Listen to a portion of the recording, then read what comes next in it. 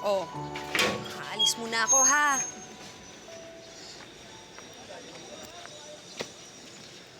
Gab, bantayan mo tong dalawang to. Okay? Lahat ng bilin ko, yun ang susundin ninyo. Tapos sundin nyo rin si Ate Peng, ha? Kung ano yung sasabihin niya, yun ang gagawin nyo. Okay po, Mama. Sige, mag-iingat kayo, ha? Dito lang kayo, huwag matitigas ang ulo, ha? Bye-bye Babalik ako agad. Bye-bye po. Bye-bye po. O, pumasok na kayo. Magsara kayo dyan, ha?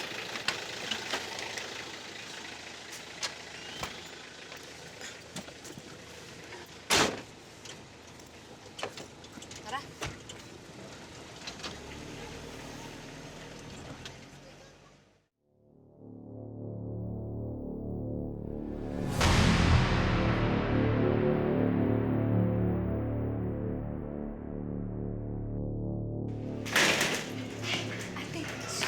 Mirin! Kanina ka pa ba? Hindi, halos kararating ko lang rin. Si Duday, kumusta siya? Okay naman siya, kaso nagpaiwan siya eh. Kasi sabi niya, tutulungan niya muna daw si Aling Bolang sa bahay. Ganun ba? Ayan, tamang-tama. Nauna na ako nag-order, ha? Oo. Sarap naman yan. Ang init kasi ng panahon eh, no? Salamat, kuya. Salamat. Maraming salamat po. Thank you po. Miren, kaya rin kita dito minute kasi para sabihin sa'yo na si Benjo dumating.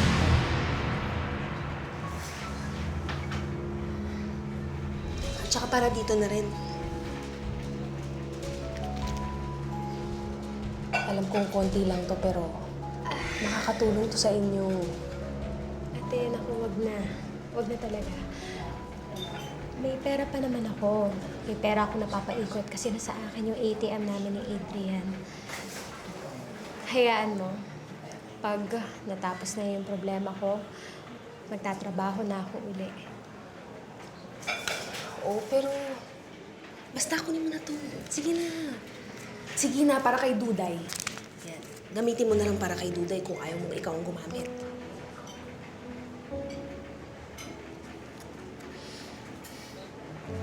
Salamat. Ano ka ba? Sinong magtutulungan? Di ba tayo-tayo lang? Kain ka na.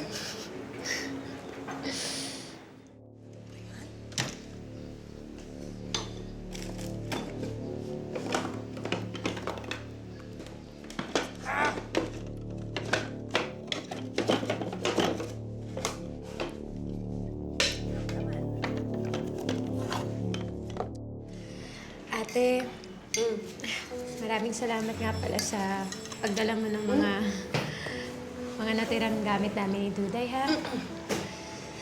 Saka, maraming salamat din sa tulong.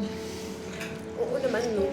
Basta mag-iingat kayong dalawa ni Duday palagi. Tapos kung may kailangan kayo, text mo lang ako. Babalikan kita, ate.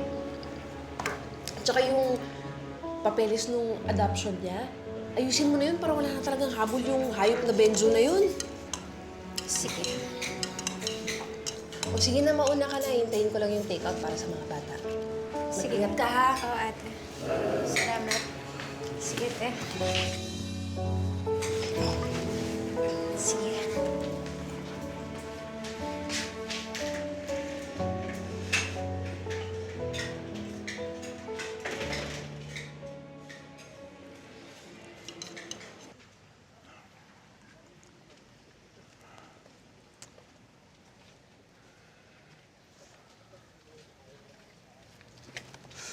Gusto nga rin.